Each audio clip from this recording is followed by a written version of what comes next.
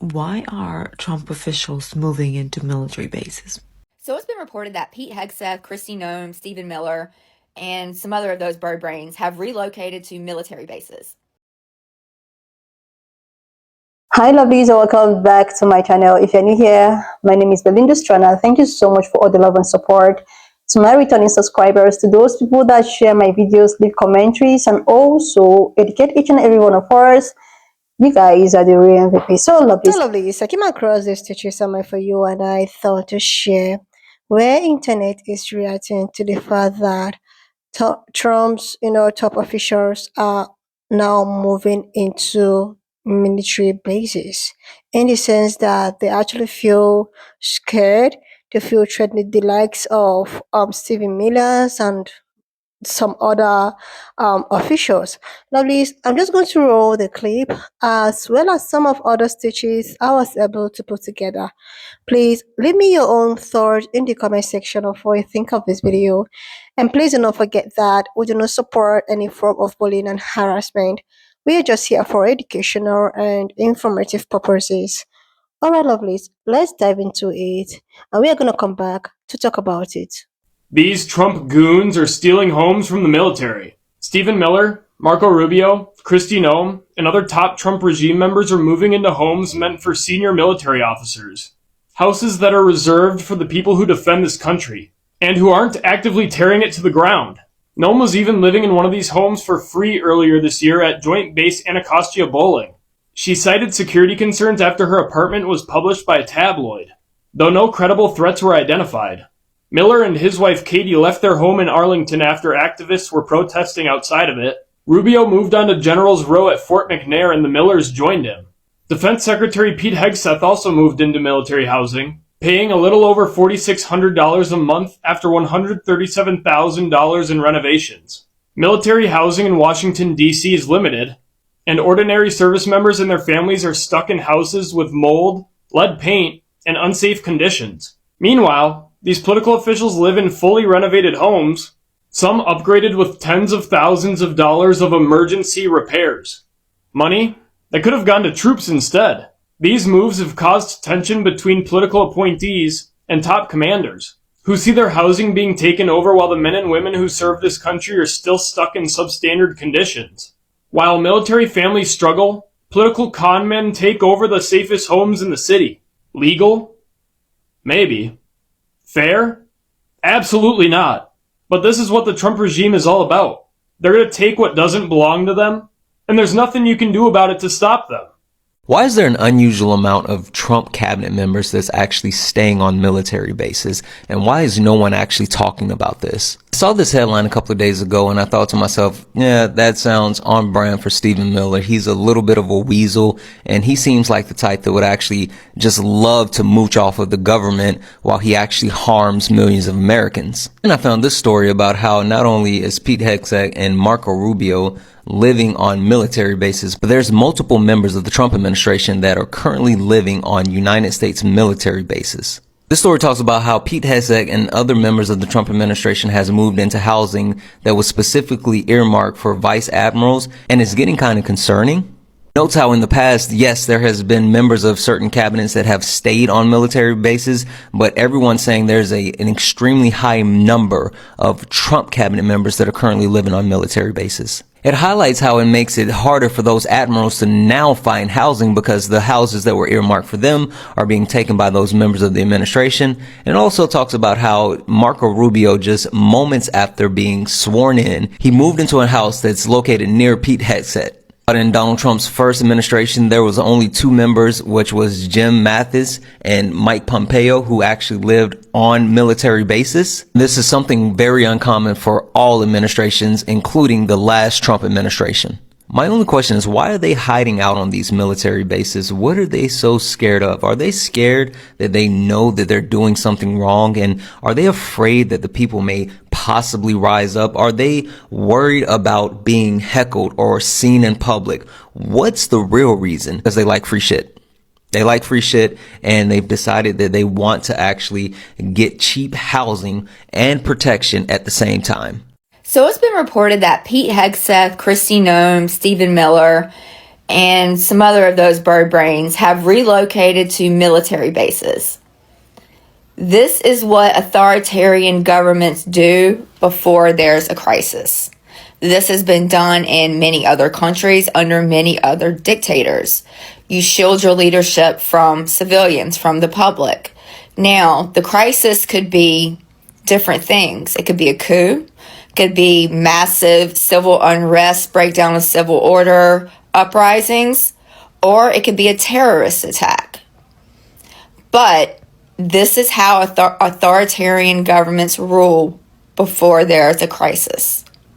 And examples of governments who hide behind their military are North Korea. Saddam Hussein did it. It's been done in Pakistan. There are many examples where this has happened, where leadership is moving to a military compound or a military adjacent area. Personally, I think the reason they're doing this is because there's a threat of a terrorist attack and because they're worried about civilians uprising, the public getting tired of their shit. They know it's coming. Trump administration officials are moving into military housing, costing U.S. taxpayers millions of dollars a year because they say they're afraid.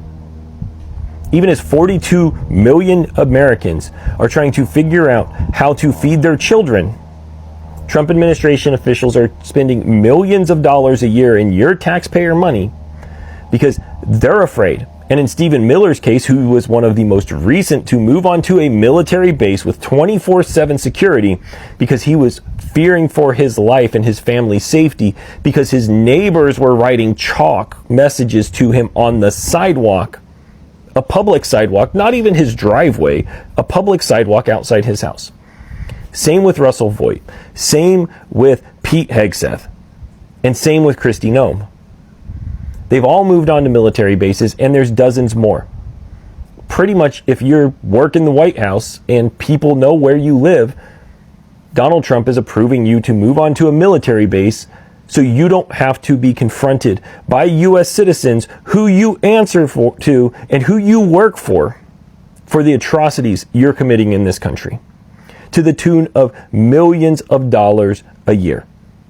Even as people go hungry, even as people are fearful how they're going to provide for their families, these people are fleecing America because they're afraid over chalk messages on a sidewalk. White House aide Stephen Miller says he has to sell his house, and he listed it actually about 10 days ago. Why? Because according to him and his wife, Katie Miller, well, the far left radical lunatics found their house, and they committed acts of terror. Exactly what were they doing? How about this? The neighborhoods around Arlington, Virginia have consistently been going to Trump administration officials' homes and writing on the sidewalks around their house. The Constitution does not agree with Stephen Miller, nor do we the people. Stephen Miller is destroying democracy. Stop that. And well, just a couple days ago, Katie Miller here, to the tolerant left who spent their day trying to intimidate us by writing with chalk on sidewalks. Let me remind you, they've also done the same thing to Russell Voigt. They will not back down. They will not cower in fear. We will double down. Actually, Katie, you did none of that. See, you and Stephen decided to run away, tuck your tails, and run away from the consequences of your own actions, which is your neighbors calling you out for the bullshit that you and your husband are perpetrating as you continue to support this administration and deport people just because of the color of their skin. The fascist cowards are running scared. So there is a shortage of military housing in the U.S., specifically in Washington, D.C. And now Stephen Miller just scored a house, and they're calling it the Trump Green Zone, because these fascist cowards are terrified of the dissonance they're receiving from specifically liberals. But dude, this whole country is fed up with their bullshit. And these narcissists are fucking paranoid. So they have fled to what they're calling the Green Zone. Kristi Noem, Pete Hegseth, Marco Rubio, and some other Trump officials are now living on a military base. Stephen Miller and his fucking wife sold their house because of protests out in front of it. This is telling. This has never happened before, where people in the administration had to flee to live on a military base. because they don't like what people are saying to them. This is an indicator of how unpopular they are, and it's just a matter of time before this fucking administration just crumbles. What do you guys think about this? Comment, like, share, all the things. Since when do cabinet members get to stay for free and live in military housing? Not never, until now. So basically, top Trump officials such as Miller, Noem, and Rubio are going to be staying in military housing that are reserved for military officers. Top members of Donald Trump's White House are reportedly living in homes typically reserved for top military brass in Washington, D.C., as they pull back from neighborhoods where their presence were often targeted by protests by the many Democrats who make the capital region their home. We all know that's a motherfucking lie. And being that they are cabinet members, they have security details. They have security to watch them. How easy is it for them to use the Democrats and all of these music festivals to go ahead and save money, right? Like, they don't want to spend money on their own housing. So they're going to go ahead and kick out top military officers from their housing on military bases for them to live for free. Stephen Miller and Secretary of State Marco Rubio recently joined a growing list of Trump cabinet secretaries and advisors who have chosen to live in reserved military housing, with Rubio moving on to General's Row in Fort McNair and Miller also living in the area after abandoning his digs in Arlington. So this is their choice. So it's okay to go ahead and kick out the ones who are actually serving this country. Let's go ahead and kick them out of their housing to accommodate cabinet members who make millions of dollars, who can afford to pay for their own housing. Although while legal, the arrangements put a strain on the short supply of such housing in the District of Columbia and could ruffle some feathers among the nation's top commanders at a time when relations between political appointees and the brass is already strained. Hegseth is largely to thank for the division after he summoned commanders to Virginia for a speech about warrior ethos and aesthetics that was reportedly not well received. I'm pretty sure after that, what could have been in an email, when all of those officers, generals and admirals and vice admirals all across the military had to go sit down at Quantico to listen to Pete Kegsbreath talk shit, I'm pretty sure this is not going to sit well with them. I, for one, love that our fearless leaders are moving into military housing. Because they're scared. They're scared. Malignant narcissists are scared all the time. They're paranoid all the time. And when I come on here and tell people, like, they're getting really nervous, they're getting really scared. Like, no, they're not. They have all the power. They're stronger than ever. No, they're not. And it's getting weaker all the time. And why would you move to a military base if you felt strong and secure? Is it because you're going to start starving people, even though you have a fund to feed them, whether or not the shutdown ends soon or not? Is it because Trump is taking IQ tests and wandering around Japan, bumping his head? Like, that's a little alarming. He posted this last night. What is that? Rose sundowning publicly, and it's becoming more and more noticeable. And I said this several times now, but Curtis Yarvin is going, this didn't go how we thought it was going to go. They have way too much control still. We did not come in with a firm enough hand. We did not squash things the way we needed to. We may need to skedaddle in 2029. I also think they're trying to be near the military to look like the military works for us. They are on our side, which they are not. It is well known that they did not like Pete Kegsbreath's, get it together, bros. Like, no, they didn't like that loser telling them what to do. And there's no real reason. They're saying, like, it's a foreign threat. Sure. Your threat is coming from inside the house because we're sick of your shit. And I love thinking about Stephen Miller in Tennessee or wherever he was going, you're going to be hardcore? We'll be more hardcore. You want to bring it? We'll bring it. Yeah, you fucking little pussy. Like, you want to bring it? Bring it. He can say that because he can stand behind people with weapons. Like, Gollum could be flicked in public, so of course he's going to run to military housing.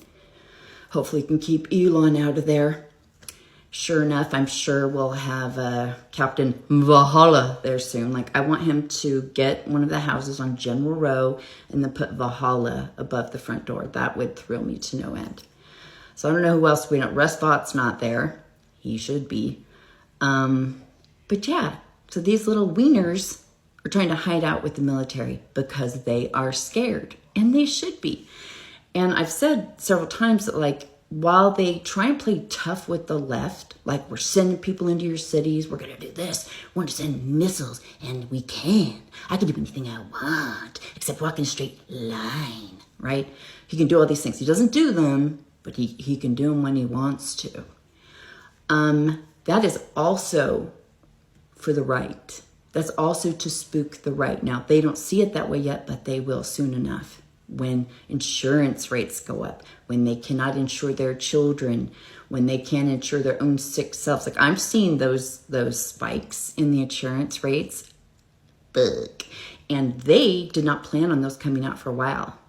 But the way the shutdown and everything has gone, surprise, they're here now. Because remember how upset we were? Like, yeah, they're doing the big, beautiful bill, but they're going to get away with it because it's not going to start coming out till 26, 28. Oh, surprise, we're going to fuck you over right now.